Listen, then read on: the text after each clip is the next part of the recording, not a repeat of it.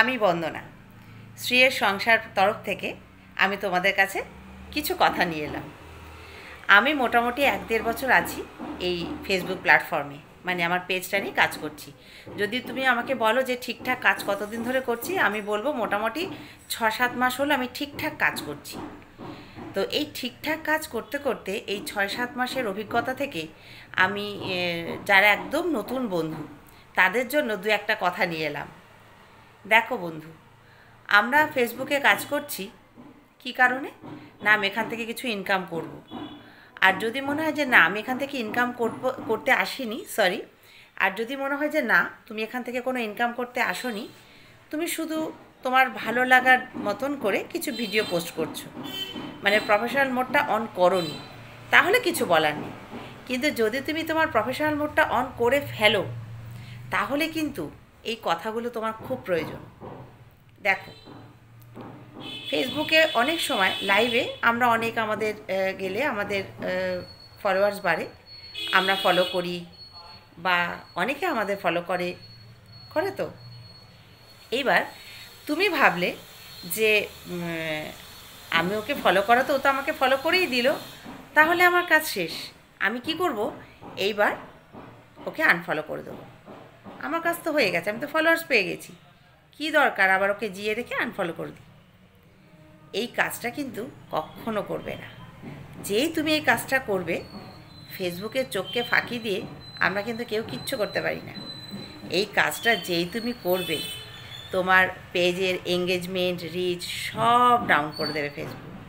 এমনকি এটাও হতে পারে যে তুমি যদি এইভাবে করতে থাকো, তোমার পেজটাই আর থাকবে না, তুমি তো পেজটাকে হারিয়ে ফেলবে। একদম ঠিক বলছি, এই কয়েক মাসের অভিজ্ঞতা থেকে বলছি। এটা আমি বলছি যারা একদম নতুন, ধরো 10 দিন 12 দিন কি 1 মাস হলো পেজটা খুলেছ। তো এই সম্পর্কে ভালো ভালো জানতে গেলে প্রচুর কন্টেন্ট ক্রিয়েটার, যারা অনেক বড় মানের কন্টেন্ট ক্রিয়েটার, তো তারা কিন্তু প্রচুর ভিডিও দিয়ে থাকে কি করলে আমাদের ভালো হবে, কিভাবে এগোবো, কি করা উচিত নয়, সেগুলো ভালো করে শোনো, জানো, বোঝো, এমনকি সেটা মেনে চলার চেষ্টা করো।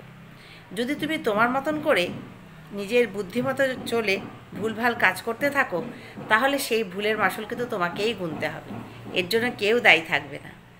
এখানে ঠিকঠাক নিয়ম মেনে কাজ তোমাকে করতেই হবে, এর বাইরে কোনো কথা নেই। তুমি তোমার মতন করে চলতে পারবে না, তোমাকে ফেসবুকের মতন করেই চলতে হবে। আমরাও চলছি, যারা আমাদের অনেক উঁচুতে উঠে গেছে, অনেক টাকা রোজগার করছে এখান থেকে, যাদের পেজটা মানে হাজার হাজার মিলিয়নে চলে গেছে, যাদের ভিডিওগুলো, তারা কিন্তু এই কাজগুলো করেই কিন্তু সেখানে গেছে, সেই জন্য মানতেই হবে। তো কখনো কাউকে ফলো করে আনফলো ভুলেও করবে না। আর আরেকটা হচ্ছে, ধরো তোমার সামনে কারোর ভিডিও এলো, তোমার ভালো লাগছে না, যে আমার অমুকের ভিডিওগুলো দেখতে খুব ভালো লাগে, তো সার্চ করে করে তার ভিডিওর কাছে চলে গেলে, এটাও একদম করবে না। তোমার সামনে ফেসবুক যে ভিডিওটা এনে দেবে সেটাই তুমি দেখবে, সেখানে তুমি একটা গঠনমূলক কমেন্ট করবে, সেই ভিডিও রিলেটেড, তোমার মতন করে না। কোনো দুঃখের ভিডিও দিল কেউ, তুমি দেখে বলে কি সুন্দর লাগছে, এভাবে নয়। দুঃখের ভিডিও দেখে বা কোনো দুঃখের ঘটনা দেখে আমাদের কি সুন্দর লাগে? লাগে না তো, আমাদের দুঃখ হয়, কষ্ট হয়। সেই সময় আমাদের মনে যে কথাগুলো আসবে সেগুলোই ওখানে লিখতে হবে, যে তোমার মনটা ছুঁয়ে গেছে সেই ঘটনাটা দেখে, সেই ঘটনা রিলেটেড একটা কথা তোমাকে লিখতে হবে। তো এভাবেই কাজটা করতে হবে। এইবার তুমি এইভাবে করে এবার সবার ভিডিও দেখলে, লাইক কমেন্ট করলে, আর অবশ্যই টাইম টু টাইম পোস্ট করতে থাকলে।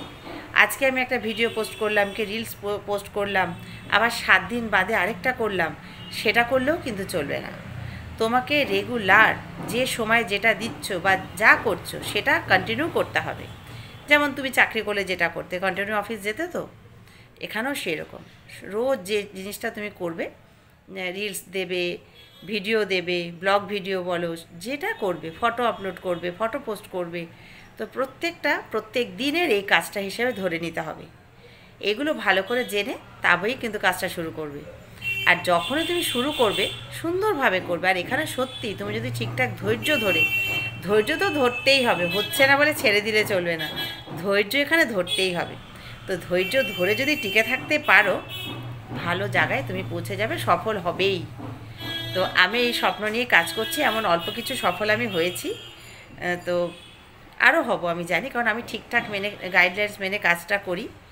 আর তাই তোমাদের বললাম যে যারা একদম নতুন তারা কিন্তু এরকম ভুলভাল টুকটাক করে ফেলো না, সুন্দর করে কাজটা করো, তোমরাও দেখবে অনেক উঁচুতে উঠবে, অনেক দূরে যাবে।